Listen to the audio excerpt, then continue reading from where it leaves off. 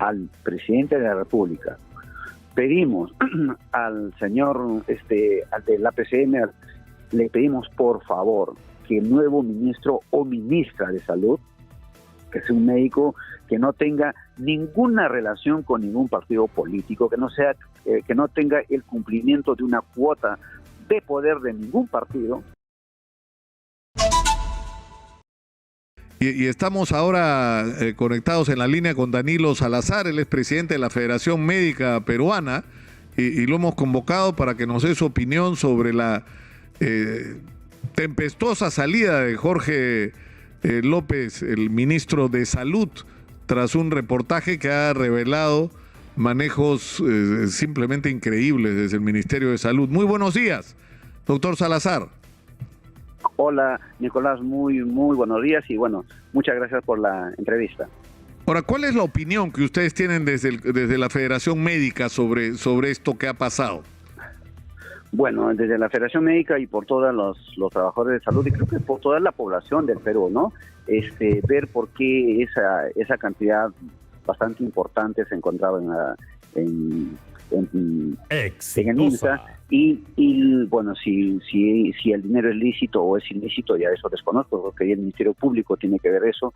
Y lo segundo es que la forma en que se hacía esos depósitos, ¿no? Porque si uno es dueño de eso y no tiene nada que temer, pues hace un depósito en forma personal y no estar usando a trabajadores de el MINSA para que hagan ahí esos depósitos. Yo creo que eso es la parte más irregular, y si el dinero de dónde viene, creo que el Ministerio Público tiene que verlo eso, ¿no? Ahora, el problema, doctor Salazar, es que esto pone otra vez sobre el tapete los criterios que se utilizan para nombrar a personas en cargos tan importantes como el ministro de Salud. O sea, prácticamente todos los sectores claves de la vida nacional atraviesan una crisis, ¿no? La seguridad, la infraestructura, la salud pública, la educación, y se requeriría personas calificadas, ¿no? Y preparadas para enfrentar el reto de una situación de esta naturaleza, ¿no? Sí, la salud es el sitio más sensible en todos los ministerios, junto con educación, y creo que debería o deben estar siempre ahí personas preparadas, ya sea médico, médica, qué sé yo, preparado, que conozca el sector, que sepa de gestión de salud, y lo más importante, que no esté ligado a ningún acto de corrupción, ¿no? Y otro punto importante, que sepa concertar, que sepa conversar con los actores también que somos en el MINSA, porque no solamente ellos se sientan ahí y pues pueden decir tal o cual cosa. Nosotros como gremios también tenemos cosas que opinar, y fundamentalmente en beneficio de la salud pública, ¿no? Porque si es que recordamos, la salud está así, no porque está sucediendo de los 2 últimos años, esto viene arrastrándose hace 40, 50, 60 años atrás.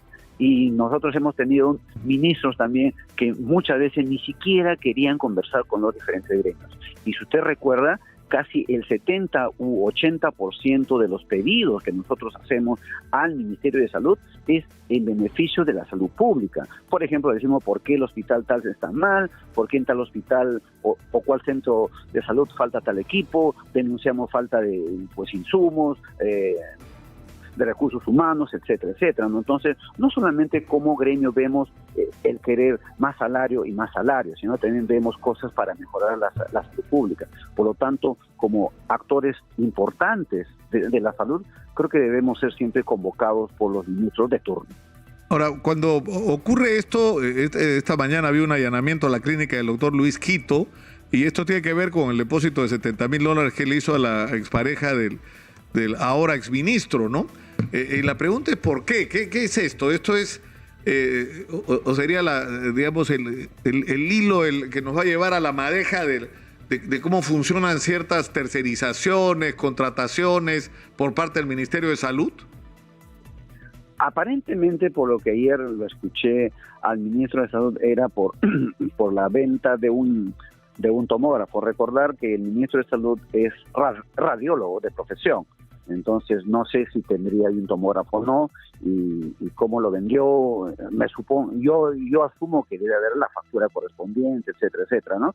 Ya creo que el Ministerio Público tiene que darnos eso. Pero si es por otro lado que se estaba haciendo pagos para derivar pacientes allá o para inducir al paciente allá, eso sí sería grave, bueno, sí sería totalmente grave. Yo creo que eso tiene que aclarar el Ministerio Público por qué viene esa plata, de dónde viene esa plata y por qué, y para qué servía, ¿no? Porque pero esto nuevamente cae también de Maduro, que hace en los últimos 40, 50 años muchos hospitales no tienen tomógrafo, muchos hospitales casi nadie tiene resonador.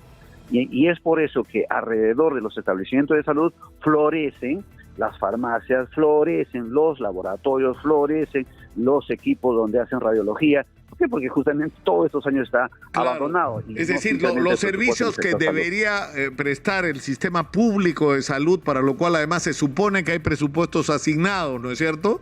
Así es. Y además tienes toda la cobertura que se supone que te da el seguro integral de salud. Al final la gente termina cruzando la vereda, cruzando la pista, perdón, para ir a adquirir esos servicios que el hospital no le da. Entonces, al final, la presunción es que hay una relación entre los funcionarios que hacen que no se tengan esos servicios disponibles para que se pueda contratar por fuera, ¿no es cierto?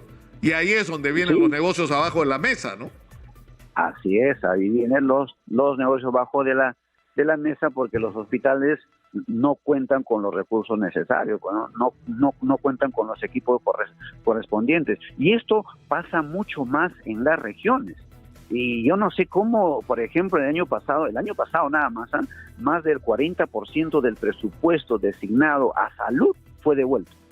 Más del 40% del presupuesto designado a salud en las regiones fue devuelto, y lo gastado o lo ejecutado por las regiones, por ejemplo Puno, ni siquiera el 20% de su presupuesto designado a salud lo había ejecutado, igual como Tumbes, igual como Moquegua, etcétera, ¿no? Y este año creo que recién están en el 40% y ya no falta nada para que termine el año, claro. Para que termine, claro. Entonces, ¿por qué? Entonces, nosotros decimos, ¿no? Más recursos para salud, pero simultáneamente pedimos también que los gestores que están en las direcciones regionales de salud, los gestores que deben estar en los hospitales, tampoco no simplemente deben estar aquí cumpliendo una cuota de poder, hay un acto político, cumpliendo porque votaron más en las elecciones, qué sé yo. Debe ser gente capacitada, y los hay. En cada uno de los hospitales vamos a encontrar gente que muy preparada, que tiene maestrías en salud pública, diplomados, doctorados, etcétera. Entonces, yo creo que se debe también poner énfasis en los gestores que están designados en los establecimientos de salud. ¿Y qué debería ocurrir ahora? Porque, es decir, estamos en una situación donde ¿qué va a hacer el presidente de la República? ¿Le va a volver a entregar al señor Cerrón el Ministerio de Salud para que ponga a otra persona recomendada por él como parte de la cuota por el voto en contra de la vacancia en el Congreso?